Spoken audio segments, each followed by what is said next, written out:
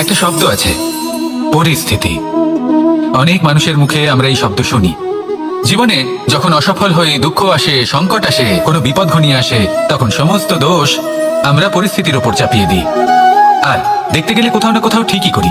এই পরিস্থিতি প্রত্যেক দিনের মতো পাল্টাতে থাকে, কিন্তু এই দিন, এই রাত, এমন কেউ আছেন যিনি এর উপরেও নিয়ন্ত্রণ সাধন করেন, আর তিনি হলেন সূর্য। ঠিক সেই রকমই আমাদের জীবনেও সূর্য হলো এই মন। যদি এই মনের উপর আমরা নিয়ন্ত্রণ করতে পারি, তাহলে আমরা জীবনকেও নিয়ন্ত্রণ করতে পারবো। প্রথমে এই মনের রাজা হয়ে উঠতে হবে। তাই মনে রাখবেন, যদি মন দুর্বল হয়, তাহলে পরিস্থিতি আমাদের সমস্যা বলে মনে হবে। এই মন যদি স্থির হয়, পরিস্থিতি প্রতিস্পর্ধা বলে মনে হবে। আর এই মন যদি শক্তিশালী হয়ে ওঠে, তাহলে যে কোনো পরিস্থিতি আপনার কাছে একটা সুযোগ মাত্র। এমন এক সুযোগ যাতে অগ্রসর হয়ে আপনি মহান হয়ে উঠতে পারেন। এই মনের শক্তির বৃদ্ধি ঘটান, মহান হয়ে উঠুন, আর আমার সাথে ভালোবেসে বলুন, রাধা রাধা। খুব সুন্দর একটা কাহিনী আছে। একবার এক ব্যক্তি নিজের অসফলতার জন্য ত্রস্ত হয়ে সময় দেবতার তপস্যা করতে বসলেন। উনি তপস্যা করলেন এবং সময় দেবতা প্রসন্ন হলেন, মানুষের রূপ ধারণ করে ওনার সামনে প্রকট হলেন। এবার সেই ব্যক্তি ওনাকে জিজ্ঞেস করলেন যে কি এমন আছে যার জন্য আপনি বারবার জয়ী হন আর আমি চিরকাল পরাজিত হয়ে থাকি? কেন এত পরিশ্রম করা সত্ত্বেও আমি সাফল্য লাভ করতে পারি না? তখন সময় দেবতা উত্তর দিলেন যে দিন হোক বা রাত, ঝড় হোক বা ভূমিকম্প, রোদ হোক বা বৃষ্টি হোক, সময়ের সূত্রপাত হোক বা প্রলয়, আমি থামি না, আমি চলতেই থাকি। আর সেই জন্য যিনি থেমে যান তিনি পরাজিত হন আর আমি জয়ী হই। এটাই আমাদের শিখতে হবে। জীবনে সবসময় চলতে থাকুন, কখনো থামবেন না। হ্যাঁ, কিছুক্ষণের জন্য বিরতি নিতে পারেন, বিশ্রাম করার জন্য, নিজেকে আরো সশক্ত করে তোলার জন্য, কিন্তু থেমে যাবেন না। নিরন্তর কর্ম করতে থাকুন, পরিশ্রম করতে থাকুন, তবেই এই সংসার আপনাকে মনে রাখবে। আসুন আমার সাথে ভালোবেসে বলুন, রাধা রাধা। আমাদের জীবনে গুরুজনেরা, জ্ঞানী মানুষজন সবসময় একটা কথা বলেন, ধৈর্য ধরো। শুধুমাত্র দুটো শব্দ, কিন্তু কতটা বিশাল সেটা বোঝার চেষ্টা করুন। ছোট একটা অস্ত্র হাতে নিন এবং একটা বিশাল পর্বতে নিরন্তর প্রহার করতে থাকুন, ধৈর্য ধরে সেই কাজ করতে থাকুন। এমন একদিন আসবে, এই বিশাল পর্বতে আপনি একটা পথ তৈরি করবেন। কোনো ধনুর্ধর যখন নিজের বিদ্যা অর্জন করেন, তখন তাকেও ধৈর্য ধরতে হয়, তার নিজেকে সময় দিতে হয়, তবেই সে ধনুর্বিদ্যা শিখতে পারে। সেইভাবে আমাদের জীবনেও ধৈর্য ধরার খুব প্রয়োজন। পরিবারে ধৈর্য রাখতে পারলে তাহলে আস্তে আস্তে দেখবেন প্রেম বৃদ্ধি পাচ্ছে।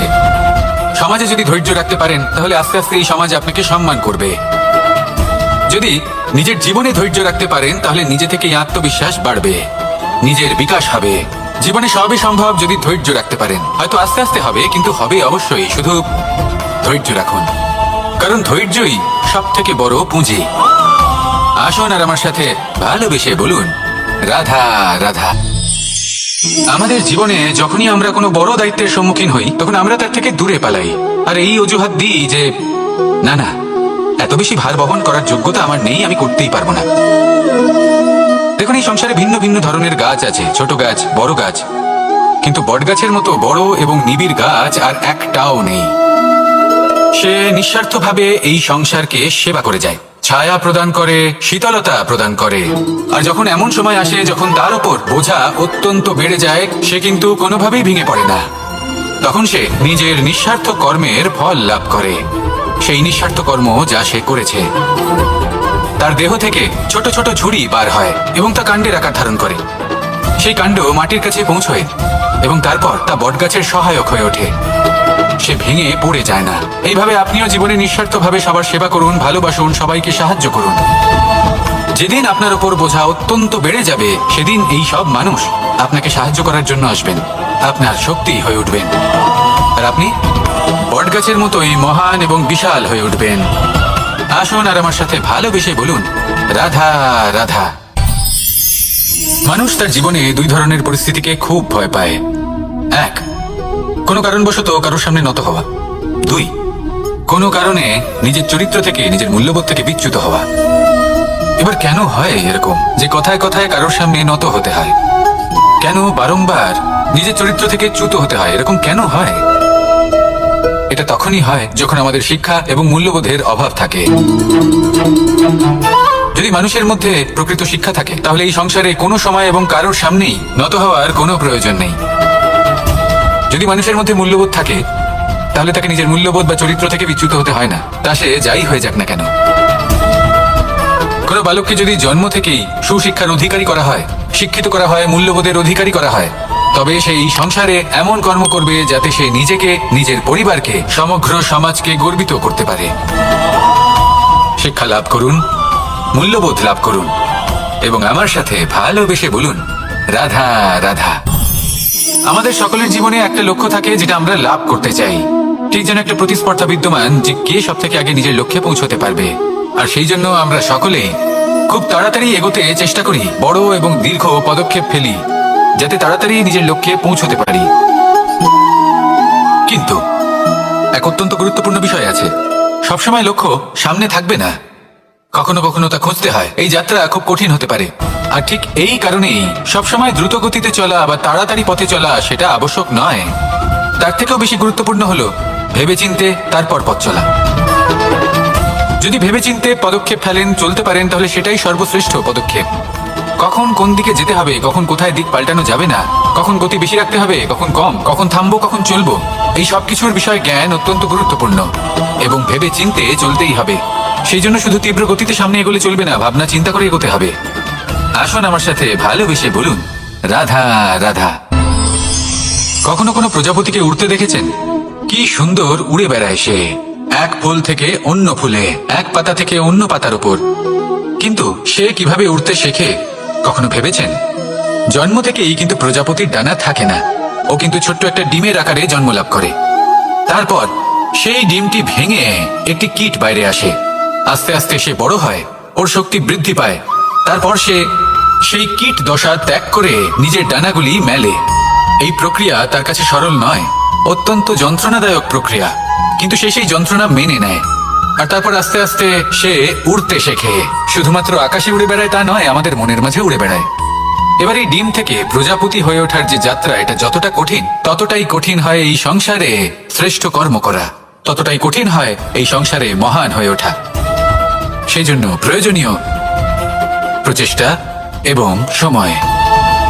নিরন্তর প্রচেষ্টা করতে থাকুন, পর্যাপ্ত সময় নিন এবং আপনি নিজেকে এই আকাশে উড়ন্ত অবস্থায় পাবেন। আসুন আমার সাথে ভালোবেসে বলুন, রাধা রাধা। পায়েস হলো আমার বিশেষ প্রিয়। এর মধুর স্বাদ মনকে প্রফুল্ল করে তোলে। ছোটবেলায় মা আমার জন্য পায়েস বানাতেন এবং আমাকে বলতেন যে গরম থাকতে থাকতে খেয়ে নে কানাই, ঠান্ডা হয়ে গেলে ভালো লাগবে না। কিন্তু আমিও দুষ্টু ছিলাম, ঠান্ডা হওয়া পর্যন্ত অপেক্ষা করতাম। আর ঠান্ডা হয়ে যাওয়ার পরে মার কাছে যেতাম আর ওনাকে বলতাম যে মা, পায়েস তো ঠান্ডা হয়ে গেছে, এটা গরম করে দিন। তখন মা হাসতেন আর বলতেন যে পায়েস না হয় আমি আবার গরম করে দেবো কানাই, কিন্তু এর মধুর স্বাদ, সেই মিষ্টত্ব, সেই সুবাস, সেটা আবার ফিরে আসবে না। কথাটা সত্যি। আর এই সত্যটাই আমাদেরও জীবনের সত্য। আমাদের জীবনের মধুর সম্পর্কগুলি, এতে যখন কটুভাব প্রবেশ করে তখন সেই মিষ্টত্ব ফিরিয়ে আনা প্রায় অসম্ভব ব্যাপার হয়ে যায়। আপনি চেষ্টা করে সেই সম্পর্ক ঠিক করতেই পারবেন, তার জন্য অগাধ পরিশ্রম করতে হবে, কিন্তু আবার সেই মিষ্টত্ব কখনো ফিরে আসবে না। সেই জন্য আপনার জীবনের যে মধুর সম্পর্ক আছে, যতটা সম্ভব চেষ্টা করুন তাতে মিষ্টত্ব বজায় রাখতে। কটুভাব আসতে দেবেন না। আসুন আর আমার সাথে মধুর স্বরে বলুন, রাধা রাধা। শব্দ, শব্দ আসলে কি? শুধুই কয়েকটি অক্ষরের সমষ্টি, নাকি আমাদের বাণী? এই শব্দ এমন এক শক্তি যা কাউকে নিজের বশবর্তী করে ফেলতে পারে। শব্দ এমন এক অস্ত্র যা কাউকে ক্ষত বিক্ষত করে দিতে পারে। এই শব্দ হলো একটি নাদ স্বরূপ যা কোনো ঘুমন্ত ব্যক্তিকেও জাগিয়ে তুলতে পারে এবং নিজের লক্ষ্যের দিকে অগ্রসর করতে পারে। শব্দে এত শক্তি আছে যে কারোর মনে এতটা আঘাত দিতে পারে যে সে হয়তো জীবনে আর কখনো এগোতেই পারল না। তাহলে এই শব্দের প্রয়োগ খুব ভেবেচিন্তে করবেন। এবং এই শব্দের মতোই হলো নীরবতা। অনেক সময় এই নীরবতা আমাদের সহায়ক হয়ে ওঠে, অনেক সময় এটা আমাদের অনুশোচনাকে অনেক বেশি বাড়িয়ে তুলতে পারে। ভীষ্ম পিতামহ, অঙ্গরাজ কর্ণ, যখন দ্রৌপদীর বস্ত্রহরণ হচ্ছিল তখন এনারা নীরব ছিলেন। দুর্যোধনের বিরোধিতা করেননি, ওকে বাধা দেননি। আর তারপর কি হলো সেটা আপনারা সকলে জানেন। দেখতে গেলে নীরবতা চুপ করে থাকা, কিন্তু যদি কোনো দুষ্টের সামনে চুপ করে থাকেন, যদি তার বিরোধিতা না করতে পারেন, তাহলে এই নীরবতাই অনেক বড় পাপের আকার ধারণ করে। মনে রাখবেন আর আমার সাথে ভালোবেসে বলবেন, রাধা রাধা। আভূষণ। কার না ভালো লাগে এই আভূষণ? আমরা পরিশ্রম করি, ধন অর্জন করি, আর আভূষণ কিনে থাকি, কখনো নিজের জন্য, কখনো বা তাদের জন্য যাকে আমরা ভালোবাসি, বা তাদের জন্য যাকে আমরা সম্মান করি। হয়তো সেই জন্যই সীতা চূড়ামণি ধারণ করেছিলেন এবং আমি সামন্তকমণি। কিন্তু এটাই কি সেই প্রকৃত আভূষণ যা আপনার মূল্য বৃদ্ধি করে? না। শ্রীরামের আভূষণ হলো ওনার নম্র ভদ্র ব্যবহার। মাতা সীতার আভূষণ হলো ওনার সততা, ওনার নিষ্ঠা, ওনার ত্যাগ। অর্জুনের আভূষণ ছিল ওনার একাগ্রতা। রাধার আভূষণ ওনার প্রেম। এই আভূষণ কোথাও নেই, আপনার মনে আছে। যদি আপনার মনে মিষ্টতা থাকে, তা শান্ত হয়, তাতে সততা থাকে, নিষ্ঠা থাকে এবং প্রেম থাকে, তাহলে আপনার অন্য আর কোনো আভূষণের কোনো প্রয়োজন নেই। আপনি যতই ভিড়ের মাঝে থাকুন, আপনার ঔজ্জ্বল্য চোখে পড়বে। আসুন আর আমার সাথে ভালোবেসে বলুন, রাধা রাধা। এই সংসারের সব থেকে বড় সত্যি হলো জন্ম এবং মৃত্যু, কিন্তু আরো বড় একটা সত্য আছে, মিত্র এবং শত্রু, যা আমাদের সকলের জীবনে থাকে। মিত্র সে যে আমাদের সঙ্গ দেয় এবং সংসারের সব থেকে উঁচু শিখরে আমাদের নিয়ে যায়, এবং শত্রু সে যে যে কোনো মুহূর্তে যে কোনো শিখর থেকে আমাদের নিচে ফেলে দিতে পারে।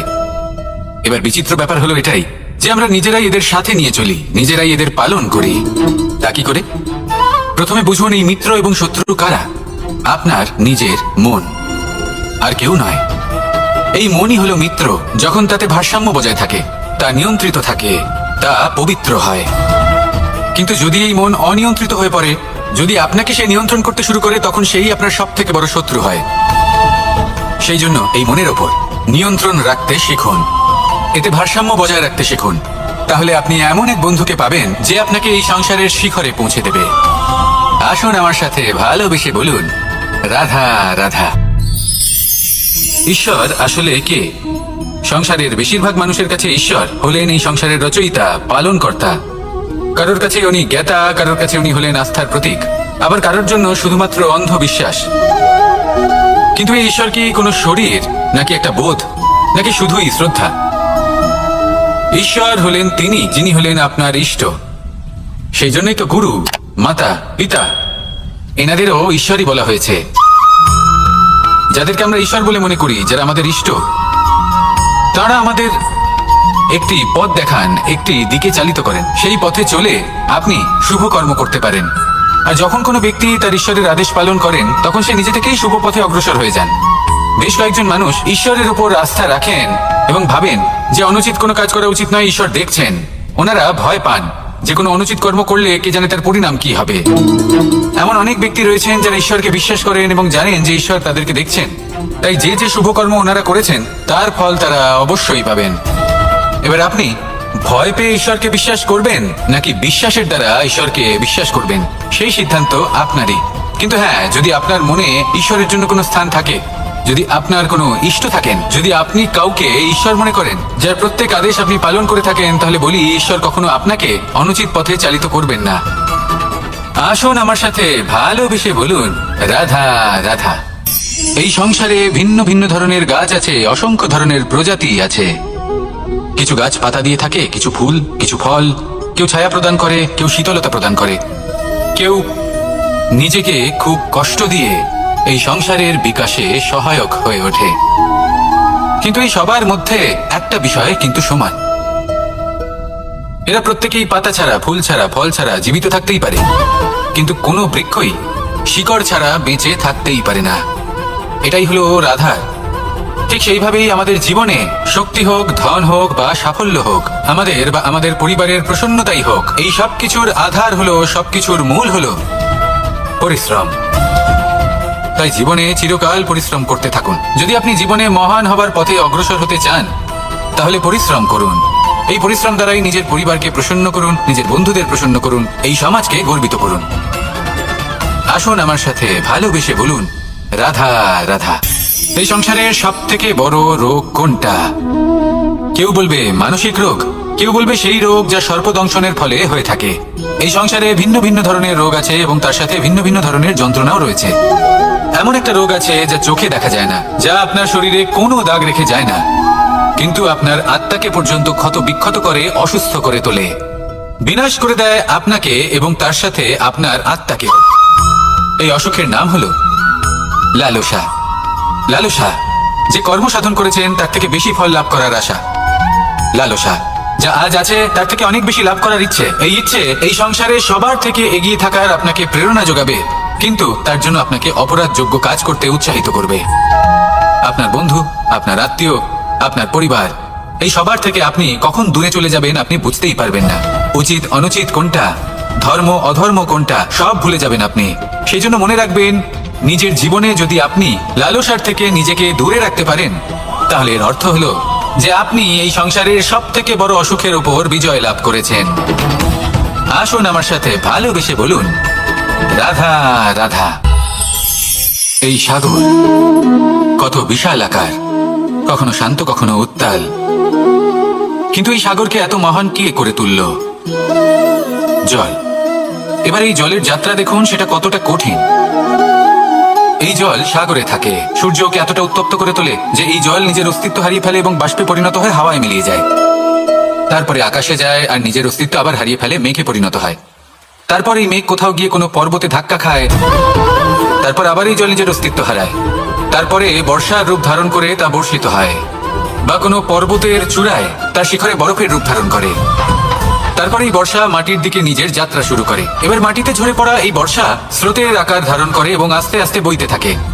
এ নদীর আকার ধারণ করে এবং নদী রূপে বইতে বইতে পাথরে ধাক্কা খায় বা কোনো পর্বতে ধাক্কা খায়, আর তারপর এই নদী এসে সাগরে সমাহিত হয়ে যায়। নদীর এই জল আবারও নিজের অস্তিত্ব হারিয়ে ফেলে, কিন্তু এইবার সেই জল নিজেই সাগরে পরিণত হয়। এটা আমাদের সকলের জন্য একটা শিক্ষা যে এই সংসারে জীবন এবং সময়ের হলো এক অনন্ত যাত্রা। এই সংসারে যা কিছু আছে তার সূত্রপাত কোথাও একটা হবেই। সেই জন্য মৃত্যু এবং সমাপ্তির চিন্তা ত্যাগ করে দিন, আর যে সূত্রপাত আপনি লাভ করছেন তার আনন্দ উপভোগ করুন। ভেবে দেখুন আপনি কিভাবে শ্রেষ্ঠ কর্ম করতে পারেন যাতে এই সংসার এবং এই সমাজ, এই দুইয়ের মঙ্গল সম্ভব। আসুন আমার সাথে ভালোবেসে বলুন, রাধা রাধা।